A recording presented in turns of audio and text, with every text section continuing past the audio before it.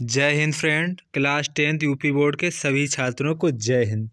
तो आज का जो हमारा टॉपिक है वो गणित का सैम्पल पेपर यानी कि आपकी बोर्ड परीक्षा के लिए वेरी वेरी इंपॉर्टेंट होने वाला है। तो यहाँ पर आज हम लोग अपनी बोर्ड परीक्षा के लिए इस मैथ के सैम्पल पेपर का रिवीजन करेंगे। एक जल्दी से रिवीजन करेंगे तो आप लोगों को एक अच्छी सी तैयारी हो जाएगी कि हमारे परीक्षा में किस प्रकार के क्वेश्चन आते हैं। तो यहाँ पर सबसे पहले हम लोग अपनी गणित के सभी फार्मूले आपको याद करने होंगे। सभी फार्मूले आपको याद कर लेने चाहिए क्योंकि आपके बोर्ड परीक्षा में फार्मूले अत्यंत उपयोगी हो जाएंगे। तो यहाँ पर सबसे पहले आपको आज अपने मैथ बुक के सारे फार्मूले याद कर लेने हैं। अगर आपको मैथ के सभी बुक के फार्मूले चाहिए तो आप मुझे बता सकते हैं, हम आपको फार्मूले भेज देंगे। आप मुझे इस नंबर पर व्हाट्सएप मैसेज करेंगे तो यहाँ पर आपको सारे मैथ्स के फार्मूले मिल जाएंगे। तो हम लोग आज वीडियो को करते हैं स्टार्ट। तो आज का जो हमारा टॉपिक है, आज का हमारा मैथ का सैम्पल पेपर यानी कि बोर्ड परीक्षा के लिए हम लोग करेंगे रिवीजन। तो यहाँ पर सब लोगों को आज पता है कि हमारा जो क्वेश्चन पेपर होता है वो हमारा 70 मार्क्स का होता है और हमें 3 घंटे 15 मिनट की टाइमिंग दी जाती है। तो हम लोग अपने क्वेश्चन पेपर की ओर बढ़ते हैं। तो यहाँ पर सबसे पहले आप लोगों को 20 MCQ देखने को मिलेंगे। 20 MCQ आपको देखने को मिलते हैं। जैसा कि यहाँ पर हमारा जो पहला क्वेश्चन यहाँ पर दिया गया है कि परिमेय संख्या 17/2 की पावर 2 गुणे 5 का दशमलव प्रसार निम्नलिखित में से किस दशमलव स्थान के बाद समाप्त होगा। तो यहाँ पर होगा किस दशमलव के अंक के बाद समाप्त होगा। तो यहाँ पर आप लोगों को पता होना चाहिए कि किस दशमलव प्रसार के अंक के बाद समाप्त होगा। तो आपको कैसे क्वेश्चन को करना होगा, तो जैसे कि देखिए 17, तो यहाँ पर नीचे कितना है 2 की पावर 2, कितना है 2 की पावर 2। तो यहाँ पर देखिए 5 है, नीचे 5 है, इसको भी हम 2 की पावर 5 की पावर 2 बना लेनी चाहिए। तो ऊपर नीचे 5 का गुणा कर देते हैं, ऊपर नीचे 5 का गुणा कर दिया तो ऊपर हमारा बन जाएगा 17 गुणे 5 और नीचे बन जाएगा 2 की पावर 2 गुणे 5 की पावर 2। तो हम लोग करते हैं नेक्स्ट में। तो यहाँ पर जो हमारा ऊपर हो जाएगा 17 गुणे 5, ऊपर हमारा हो जाएगा 2 की पावर 2 गुणे 5 की पावर 2। तो यहाँ पर देखिए ये दोनों गाते हैं, ये सम गाते हैं दूसरे की। तो यहाँ पर ये 4 हो जाएगा, ये 25 हो जाएगा और 25 चक्कू क्या होता है 100, यानी कि हमारा जो पॉइंट है वो 2 अंकों के बाद लगेगा। कितने अंकों के बाद लगेगा 2 अंकों के बाद लगेगा। तो यहाँ पर आप लोगों को पता हो गया कि कितने अंक के बाद हमारा वो होगा, दशमलव स्थान कितने अंक के बाद समाप्त होगा 2 अंकों के बाद। तो यहाँ पर हमारा ऑप्शन बी वाला बिल्कुल सही जवाब होगा। तो यहाँ पर जो हमारा ऑप्शन सही होगा वो बी वाला सही होगा। इसके बाद हमारा क्वेश्चन नंबर 2 है। तो क्वेश्चन नंबर 2 यहाँ पे कह रहा है कि बिंदु -3, 5 की बाई अक्ष से दूरी पूछ रहा है। तो यहाँ पर आपको क्या करना होगा, अब बाई अक्ष ऐसे अब बनाएंगे तो बिंदु -3, 5 कहाँ पे होगा, -3, 5 ये है, ये वाला बिंदु -3, 5 होगा। पूछ रहा बाई अक्ष से दूरी, तो ये हमारा बाई अक्ष है, यहाँ से हमारी दूरी ये होगी। ये दूरी हमारी कितनी है 3, कितनी है -3, कितनी है -3। तो यहाँ पर जो हमारा ऑप्शन सही हो जाएगा। और दूरी कभी निगेटिव नहीं होती है, इसलिए यहाँ पर कोई ऑप्शन नहीं होगा। तो यहाँ पर जो हमारा दूरी, ये टिक मत लगा देना, गलत हो जाएगा क्योंकि -3 दूरी नहीं होती है, दूरी कभी निगेटिव नहीं होती है। तो यहाँ पर जो हमारा इसका सही आंसर होगा वो हमारा होगा इनमें से कोई नहीं। यहाँ पर हमारा ऑप्शन नंबर डी वाला बिल्कुल सही जवाब होगा। इसके बाद क्वेश्चन नंबर 3 यहाँ पर कह रहा है कि 144 के अभाज्य गुणनखंड में अभाज्य गुणनखंडों की घातों का योगफल बताना होगा।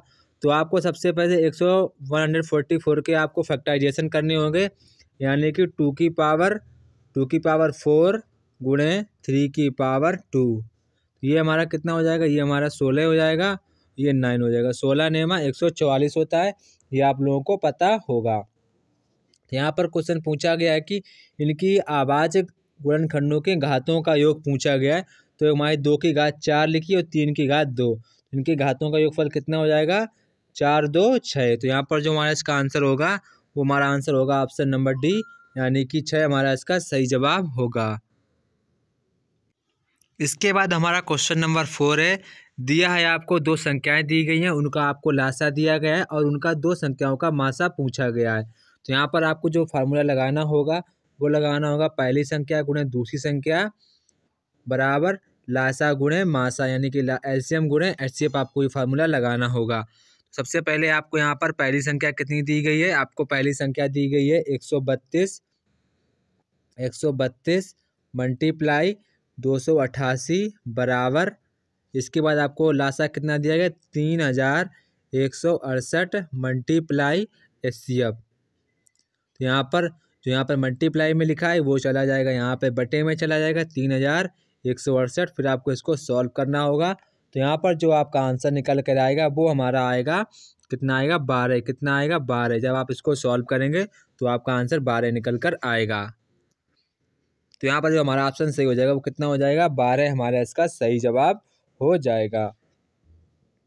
इसके बाद क्वेश्चन नंबर यहाँ पर हमारा 5 है। क्वेश्चन नंबर 5 कह रहा है कि हमारे द्विघात समीकरण के मूल बराबर है तो यम का मान बताइए।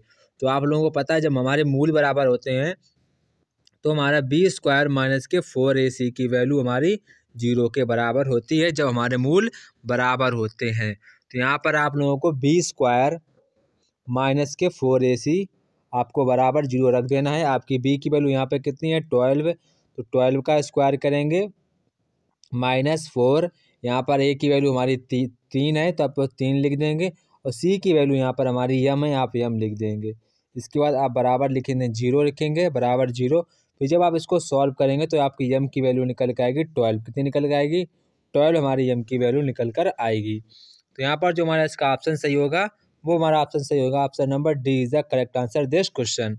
इसके बाद नेक्स्ट क्वेश्चन यहाँ पर कह रहा है समीकरण के मूलों का योग बताना है। आपको क्या बताना होगा, आपको द्विघात समीकरण दिया गया, आपको इसके मूलों का योगफल बताना होगा। तो आपको जब कोई द्विघात समीकरण दिया जाता है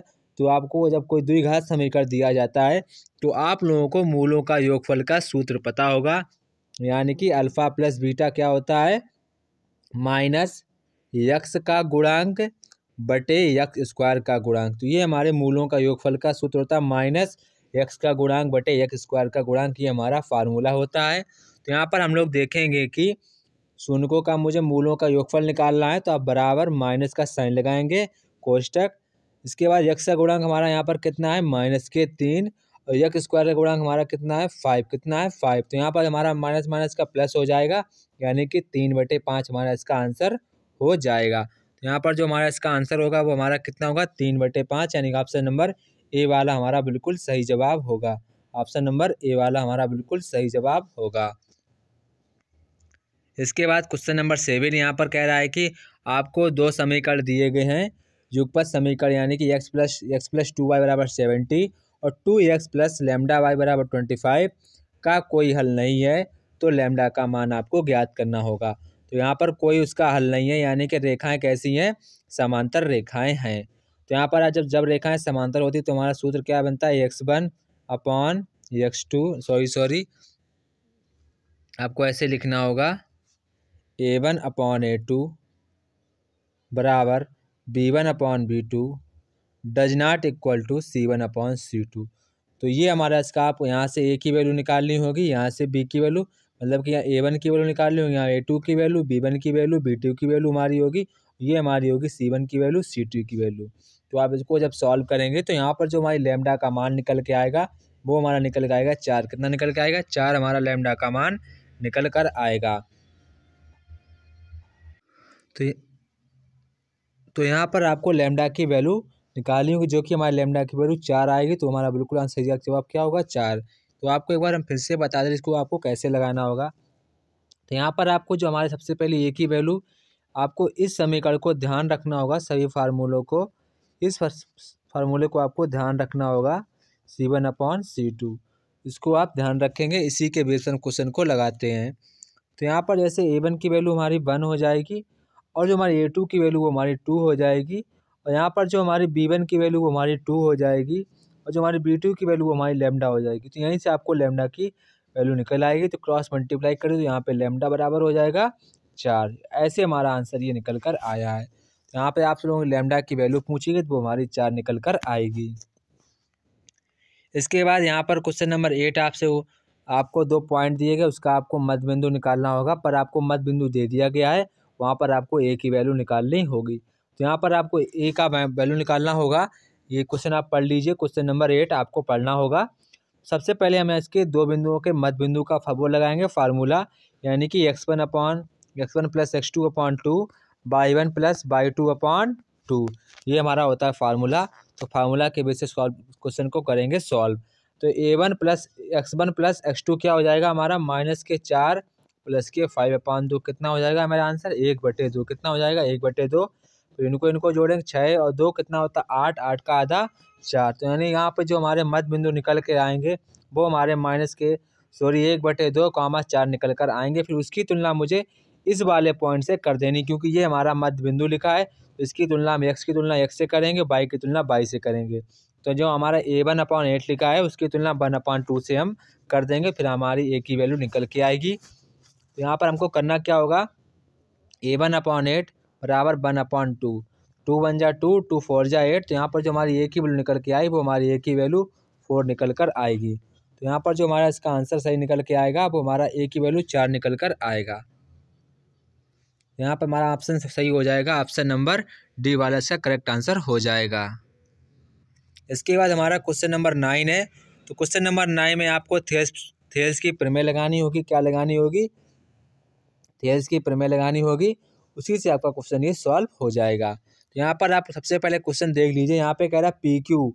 तो यहाँ पर हमारा पी क्यू कहाँ है, यहाँ पे ये पी क्यू की वैल्यू कितनी 3 है और बी सी की वैल्यू कितनी है 3 है। तो यहाँ पर आपको A P ratio P B की आपकी वैल्यू पूछा जा रहा है। तो यहाँ पर आप लोगों से इसकी वैल्यू पूछी जा रही है। तो यहाँ पर आपको ध्यान रखना होगा कि जो रेशियो इनकी भुजाओं में होगा वही रेशियो हमारी इनकी भुजाओं में होता है। यानी जो हमारी इनकी भुजाओं में रेशियो है वही हमारी इनकी भुजाओं में भी रेशियो होगा।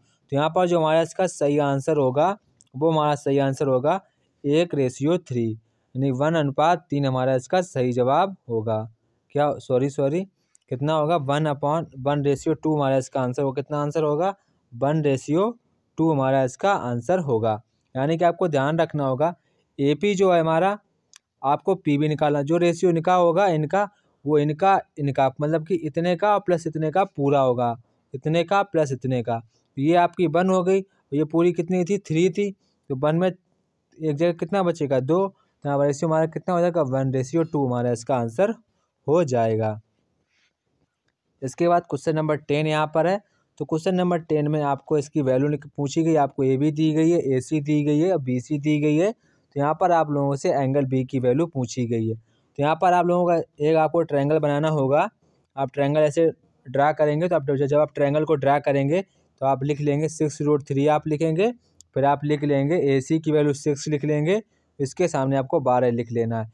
एक बार इसको आपको पाइथागोरस की प्रमेय लगा लेनी है। इनका वर्ग करना होगा, इसका वर्ग करना है, इनको दोनों ऐड करना है। अगर इन दोनों का वर्गों का योगफल इस वर्ग के योगफल के बराबर आएगा तो हमारा इसका सामने वाला कोण हमारा 90 अंश का होगा। यहाँ पर कोण बी पूछा गया है तो कोण बी हमारा यहीं पे होगा। तो कोण बी हमारा कितने अंश का होगा 90 अंश का। यहाँ पर हमारा इसका आंसर हो जाएगा 90 अंश। यहाँ पर जो हमारा इसका आंसर होगा वो हमारा 90 अंश आंसर होगा। कितना होगा 90 अंश। इसके बाद क्वेश्चन नंबर यहाँ पर हमारा 11 क्वेश्चन होगा। कह रहा है 2 समरूप त्रिभुजों का क्षेत्रफल हमारा यहाँ पे दिया गया है 16:25। तो त्रिभुजों की संगत भुजाओं का अनुपात पूछा गया है। तो आपको ध्यान रखना होगा जो हमारे त्रिभुजों का क्षेत्रफल होता है, वो हमारा वर्गों की भुजाओं के संगत वर्गों की भुजाओं के वर्ग के अनुपात के बराबर होता है। तो ये आपको ध्यान रखना होगा। जो हमारे त्रिभुज समरूप होते हैं उनकी भुजाओं के वर्गों के अनुपात के बराबर होता है जो एरिया। यहाँ पर आपको जो एरिया दिया गया है वो कितना दे दिया गया है, यानी कि आपको A1/A2 की वैल्यू निकालनी होगी। तो यहाँ पर जब आप A1/A2 की वैल्यू निकालेंगे तो बराबर यहाँ आपका स्क्वायर चढ़ा होगा, क्योंकि जो संगत भुजाओं का क्षेत्रफल है, जो 2 समरूप त्रिभुजों का क्षेत्रफल उनकी संगत भुजाओं के वर्गों के अनुपात के बराबर होता है। तो यहाँ पर हमारा आंसर ये हो जाएगा 16/25। तो यहाँ पर ये स्क्वायर रूट हटेगा, यहाँ पर हमारा लग जाएगा अंडर रूट। तुम्हारी वैल्यू निकल के आएगी 4/5। कितनी निकल के आएगी 4/5, यानी कि 4:5 हमारा इसका आंसर होगा। 4:5 हमारा इसका करेक्ट आंसर होगा। इसके बाद क्वेश्चन नंबर 12 यहाँ पर दिया गया है। तो क्वेश्चन नंबर 12 यहाँ पर कहा गया है कि चित्र में ए बी की वैल्यू 3 दी गई है, ए सी की वैल्यू 6 दी गई है, बी डी की वैल्यू 2 दी गई है, सी डी की वैल्यू 4 दी गई है। तो यहाँ से आप लोगों को एंगल बी ए डी और सी डी का अनुपात पूछा गया है। तो यहाँ पर आप लोगों को तो यहाँ पर आप लोगों को कोणार्धक प्रमेय लगानी, कौन सी प्रमेय लगानी होगी? कोणार्धक प्रमेय आपको लगानी होगी। कौन सी प्रमेय? कोणार्धक प्रमेय लगाएंगे। तो आपको ध्यान रखना होगा कोणार्धक प्रमेय क्या होती है। आपको एंगल BAD और CAD का अनुपात निकालना होगा। तो आपको ध्यान रखना होगा जो रेशियो हमारे, जो आपको रेशियो पर ध्यान रखना होगा, जो हमारा रेशियो इनके मतलब कि जो यहाँ पर जो हमारी कोणार्धक प्रमेय होती है वो रेशियो भुजाओं के रेशियो के कोण के अनुपात के बराबर होती है। तो आपको ये ध्यान रखना होगा। मतलब कि यहाँ पर BAD एंगल BAD, इसके बाद CAD, तो यहाँ पर ये रेशियो पूछा जा रहा है, तो आपको रेशियो को ध्यान रखना होगा। तो यहाँ पर जो हमारे साथ करेक्ट आंसर होगा वो हमारा होगा 1:1। क्या होगा? 1:1। आप कोणार्धक प्रमेय को अपनी कॉपी से देखेंगे कि हमारी कोणार्धक प्रमेय क्या है। इसके बाद क्वेश्चन नंबर 16 यहाँ पर हमारा क्वेश्चन नंबर 13। क्वेश्चन नंबर 13 कह रहा है कि sin 31 degree upon cos 51 degree. तो यहाँ पर आपका इसका जो मान होगा वो हमारा होगा 1। कितना होगा? 1 इसका हमारा आंसर होगा। इसके बाद क्वेश्चन नंबर 4 आपको यहाँ पर पूछा गया है, क्वेश्चन नंबर 14। चित्र में बिंदुओं A तथा P से देखने पर अवनमन कोणों की माप होगी। तो हमारा कहाँ से पूछ रहा है? A तथा P से देखने पर अवनमन कोणों की माप होगी। तो यहाँ पर आप लोगों से अवनमन कोण पूछेंगे। अवनमन कोण क्या होता है? कहीं से नीचे की ओर देखना हमारा अवनमन कोण कहलाता है। अगर कोई ऊपर की ओर देखते हैं तो ये हमारा उन्नयन कोण कहलाता है। तो ये हमारा 90 अंश का होगा। तो ये हमारा 45 अंश निकल आया। कितना आएगा? 45। तो ये हमारा अवनमन कोण होगा। तो ये हमारा कितना होगा? हमारा 45 होगा। तो ये वाला हमारा कितना होगा? 30 होगा। हमारी आंसर निकल के क्या आएगा? 45 और 30। पहले आपको लिखना होगा 45, फिर लिखना होगा 30। तो यहाँ पर जो हमारा इसका आंसर निकल के आएगा वो हमारा बी वाला हमारा इसका सही जवाब होगा, यानी कि बी वाला is the correct answer this question. इसके बाद नेक्स्ट क्वेश्चन हमारा क्वेश्चन नंबर 15। क्वेश्चन नंबर 15 कह रहा है कि एक वृत्त की परिधि उसके क्षेत्रफल के संख्यात्मक रूप से समान है, तो वृत्त की त्रिज्या क्या होगी? तो आपको पता है कि वृत्त की परिधि का सूत्र क्या होता है? 2πr, और जो हमारा क्षेत्रफल क्या होता है? πr²। क्या होता है? πr²। और परिधि क्या होती है? 2πr। तो यहाँ पर हमारा पाई से पाई कट जाएगा, एक r से r कट जाएगा, बचेगा कितना? r = 2। तो हमारे उसका पूछा कि उसकी वृत्त की परिधि यानी कि त्रिज्या क्या होगी? तो हमारी त्रिज्या क्या होगी? 2 मात्रक, यानी कि हमारा ऑप्शन नंबर ए वाला बिल्कुल सही जवाब होगा। इसके बाद क्वेश्चन नंबर 16 यहाँ पर आपको जो दिया गया है, क्वेश्चन नंबर 16 क्या होगा? एक धातु घनाभ जिनकी विमाएं 9 मीटर × 8 मीटर × 2 मीटर हैं को पिघलाकर 2 मीटर कोर के घन बनाए गए हैं, तो घनों की संख्या ज्ञात करनी है। तो आपको करना क्या होगा? यहाँ पर सबसे पहले आपको इसका आयतन निकाल लेना है, 9 × 8 × 2, 9 × 8 × 2। इसके बाद आपको एक जो 2 मीटर का जो घन बनाया गया है उसका आयतन आपको नीचे लिख देना 2 × 2। ये हमारा घन का आयतन आ गया बराबर n, यानी कि बड़े घनाभ का आयतन बटे 2 मीटर वाले घन का आयतन। जब आप इसको सॉल्व करेंगे 2 × 2 यानी पूरा 8 होता है, 8 से 8 कट जाएगा, 9 दूनी 18। तो हमारे कितने घन बनेंगे? 18 घन हमारे बन जाएंगे। इसका मतलब हमारा ऑप्शन नंबर ए वाला बिल्कुल सही जवाब होगा। इसके बाद क्वेश्चन नंबर 17 यहाँ पर जो हमारा कह रहा है, क्वेश्चन नंबर 17 यहाँ पर आप लोगों से सारणी का माध्य पूछ रहा है, तो आप इसका माध्य खुद से लगाना पड़ेगा। यहाँ पर आपको आंसर बता रहे हैं कि माध्य कितना होगा। यहाँ पर जो हमारा इसका माध्य निकल कर आएगा वो हमारा होगा 22। कितना होगा? 22 हमारा इसका माध्य होगा। एक बार आपको हम बता दे रहे हैं माध्य कैसे निकालना होगा। सबसे पहले आपको दोनों का मध्य बिंदु निकालना होता है सभी का, फिर आपका उसी में इसका मल्टीप्लाई करना होता है, मल्टीप्लाई जो आएगा उसका आपको योग करना होता है, फिर आपको इन सभी का नीचे वाली बारंबारताओं का योग करना होता है, उससे आपको इसको भाग देना होगा। जो हमारा आंसर निकल के आएगा वही हमारा इसका माध्य हो जाएगा। यहाँ पर जो हमारा इसका आंसर होगा वो हमारा आंसर होगा 22। कितना होगा? 22। इसके बाद हमारा क्वेश्चन नंबर 18 है। क्वेश्चन नंबर 18 में आपको यहाँ पर माध्य दिया, यहाँ पर आपको बहुलक दिया गया और समांतर माध्य दिया गया है। तो यहाँ पर आप लोगों को माध्यिका का मान निकालना होगा। तो यहाँ पर आप लोगों को पता होगा जो हमारा बहुलक बराबर होता है, बहुलक बराबर हमारा होता है 3 माध्यिका माइनस के 2 माध्य, ये हमारा इसका सूत्र होता है। तो आप इस सूत्र को लगाएंगे, बहुलक बराबर होता है हमारा 3 माध्यिका माइनस के 2 माध्य।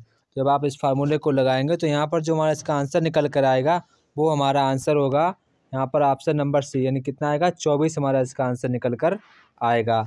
इसके बाद क्वेश्चन नंबर यहाँ पर हमारा 18 है। यहाँ पर आपसे बहुलक वर्ग पूछा गया है। तो आपको बहुलक वर्ग वो होता है जिसकी बारंबारता सबसे अधिक हो। यहाँ पर बारंबारता सबसे अधिक किसकी है? 8 की है। तो यहाँ पर हमारा आंसर क्या होगा? 3 से 5 हमारा बारंबारता का बहुलक वर्ग हो जाएगा, 3 से 5। इसके बाद नेक्स्ट क्वेश्चन यहाँ पर हमारा क्वेश्चन नंबर 20। क्वेश्चन नंबर 20 में माध्यिका वर्ग पूछा गया है। तो यहाँ पर जो हमारी माध्यिका वर्ग होगा, तो यहाँ पर जो हमारी माध्यिका वर्ग निकल के आएगी वो हमारा होगा ऑप्शन नंबर बी, 30 से 40। इसके बाद हम लोग बढ़ते हैं अपने, यहाँ पर आप लोगों को विषय उत्तरीय प्रश्न करने होते हैं जो कि हमारे सभी 2 नंबर के प्रश्न होते हैं। कितने नंबर के? 2 नंबर के हमारे सभी प्रश्न होते हैं। सबसे पहले आपको क्वेश्चन यहाँ पर दिया गया है कि सिद्ध कीजिए कि √3 एक अपरिमेय संख्या। आपको इसको सिद्ध करना होगा।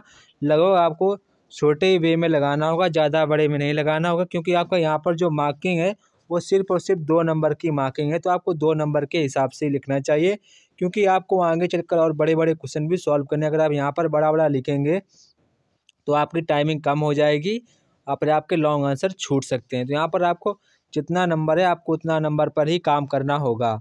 इसके बाद क्वेश्चन नंबर यहाँ पर बी पूछा गया। आपको 10a+1 की वैल्यू दी गई है, 10a-b की वैल्यू दी गई है। इससे आपको ए और बी की वैल्यू पूछी गई है। तो यहाँ पर आपको करना क्या होगा?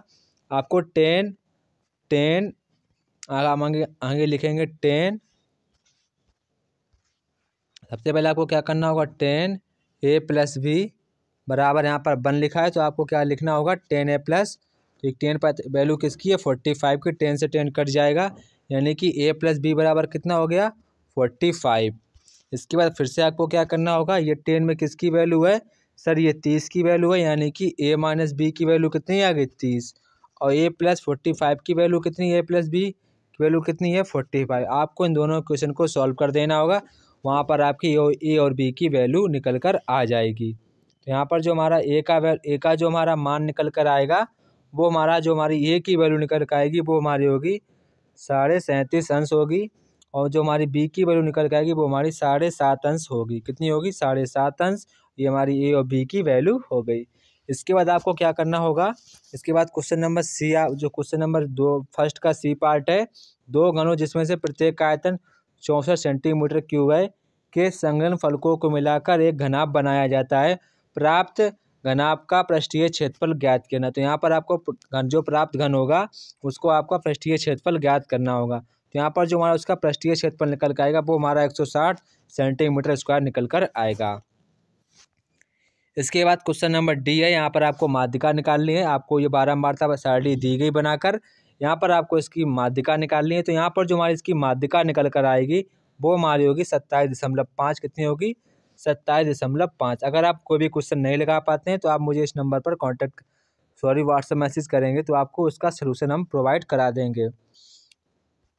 आपको इस नंबर पर व्हाट्सएप मैसेज करना होगा अगर आपको कोई भी क्वेश्चन का सलूशन नहीं आ रहा है। हमारा क्वेश्चन नंबर सी है। यहाँ पर क्वेश्चन नंबर ई कह रहा है बिंदुओं 1, -5, -4, 5 को मिलाने वाले रेखाखंड को x अक्ष द्वारा विभाजित करने वाले बिंदु का निर्देशांक ज्ञात करना है। तो यहाँ पर आपको x अक्ष जो हमारे बिंदु को विभाजित करेगा, आपको उसके निर्देशांक ज्ञात करने होंगे। तो यहाँ पर जो हमारे इसके निर्देशांक निकल के आएंगे -3/2, 0। इसके बाद हमारा क्वेश्चन नंबर 1 का एफ है। यहाँ पर बिंदु ए के निर्देशांक ज्ञात करना है आपको। यहाँ पर क्वेश्चन क्या गया? जहाँ ए बी वृत्त का व्यास है जिसका केंद्र आपको ये दिया गया है, बिंदु बी के निर्देशांक की है। तो आपको डायग्राम बनाना पड़ेगा आपको। तो यहाँ पर जो हमारा इसका डायग्राम बनेगा वो आपको एक सर्कल बनाना होगा। इसके बाद आपको इसका व्यास बनाना होगा। आपको ए और बी यहाँ पर इसके पॉइंट लिख देने हैं। इसके बाद जहाँ पर जो हमारा इसका सेंटर के निर्देशांक दिए गए वो हमारा 2, -3 दिए गए। और यहाँ पर जो हमारी बी की वैल्यू दी गई, यानी कि बी के जो हमारे निर्देशांक दिए गए हैं वो 1, 4 दिए गए हैं। इसके बाद आपको मध्य बिंदु का सूत्र लगाना होगा। इसको आपको x1, x2 मान लेना है।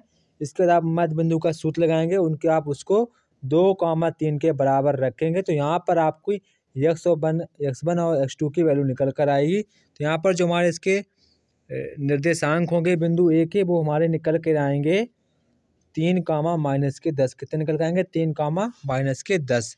इसके बाद क्वेश्चन नंबर यहाँ हमारा 2 होगा।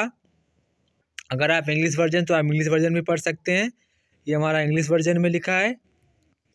इसके बाद क्वेश्चन नंबर 2 यहाँ पर है। क्वेश्चन नंबर 2, किन्हीं 5 खंडों को आपको हल करना होगा। जैसा कि यहाँ पर क्वेश्चन नंबर 2 का ए कहा गया है कि ए का मान ज्ञात कीजिए, जिसके लिए समीकरण 2x + ky = 1 और 3x - 5y = 7 का अद्वितीय हल है। तो यहाँ पर आपको के की वैल्यू निकालनी होगी। आपको करना क्या होगा, a1/a2 बराबर b1/b2 का पूछा गया अद्वितीय हल यानी कि डज नॉट इक्वल टू। तो यहाँ पर आपको के की वैल्यू बतानी होगी। तो यहाँ पर आपको बतानी होगी के की वैल्यू किसके बराबर नहीं होगी।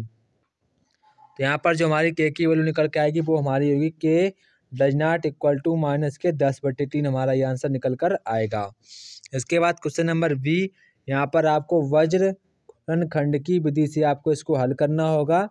वज्र खंड की विधि से आपको इसको हल करना होगा। तो यहाँ पर जैसा कि कहा गया है कि आप दोनों आपको क्वेश्चन सामने दिए गए, इसको आपको इस विधि से हल करना होगा। तो यहाँ पर जो हमारी x की वैल्यू निकल कर आएगी, अब वो हमारी निकल कर आएगी। यहाँ पर आपको x की वैल्यू निकालनी होगी और साथ में y की भी वैल्यू निकालनी होगी। इसके बाद नेक्स्ट क्वेश्चन यहाँ पर हमारा है क्वेश्चन नंबर सी। तो क्वेश्चन नंबर सी यहाँ पर कह रहा है कि यहाँ पर आपको सबसे पहले 7.6 सेंटीमीटर लंबा रेखाखंड खींचिए और उसे 3:4 के अनुपात में विभाजित कीजिए। दोनों के मापों के भाग की लंबाई ज्ञात कीजिए। यह क्वेश्चन हमारी किताब से हटा दिया गया, यानी कि सिलेबस से हट गया है। इस क्वेश्चन को आपको नहीं करना है। इसके बाद क्वेश्चन नंबर डी यहाँ पर जो दिया गया है, क्वेश्चन नंबर डी में आपको यदि आपको cos थीटा दिया गया तो आप sin थीटा + tan² थीटा की वैल्यू आपको निकालनी होगी। तो यहाँ पर जो हमारी वैल्यू निकल के आएगी, यहाँ पर आपको इसकी वैल्यू निकालनी है। तो यहाँ पर जो हमारी इसकी वैल्यू निकल के आएगी वो आपको वैल्यू निकालनी है। आप सबसे पहले आपको cos थीटा दिया गया है, इसके बाद आप sin थीटा भी निकाल लेंगे, इसके बाद tan² थीटा की भी वैल्यू आप निकालेंगे। तो यहाँ पर जो हमारी वैल्यू निकल के आएगी वो हमारी होगी, यहाँ पर होगी 417/400। ये हमारा इसका आंसर निकल कर आएगा।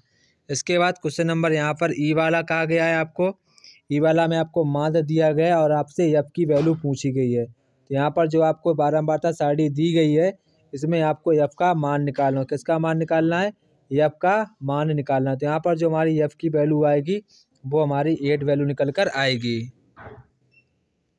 तो यहाँ पर हमारी एफ की वैल्यू निकल कर आएगी 8। एफ की वैल्यू कितनी होगी, हमारी एफ की वैल्यू 8 निकल कर आएगी।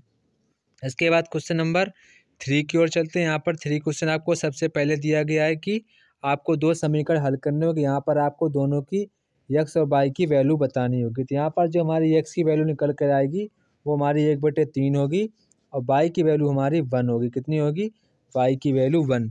अगर आपको एक क्वेश्चन नहीं आ रहा है तो आपको डरना नहीं है, यहाँ पर आपको अथवा में भी दिया जाएगा, तो आपको अथवा वाला कर देना है। तो यहाँ वाला जो हमारा इसका जो भिन्न निकल कर आएगी तो आपको भिन्न निकालनी है। ऐसा कि क्वेश्चन में कहा गया है कि एक भिन्न 1/3 हो जाती है जब उसके अंश में 1 जोड़ दिया जाए और वह 1/4 हो जाती है जब उसके हर से घटा दिया जाए। तो यहाँ पर आपको भिन्न ज्ञात करनी होगी। तो यहाँ पर जो हमारी वो भिन्न निकल कर आएगी वो हमारी होगी 2/9। कितनी होगी, 2/9 हमारी वह भिन्न निकल कर आएगी। अगर आपको क्वेश्चन को सॉल्व करने में कोई भी दिक्कत हो रही है तो आप मुझे इस नंबर पर व्हाट्सएप मैसेज करेंगे, आपको सोल्यूशन इसका मिल जाएगा।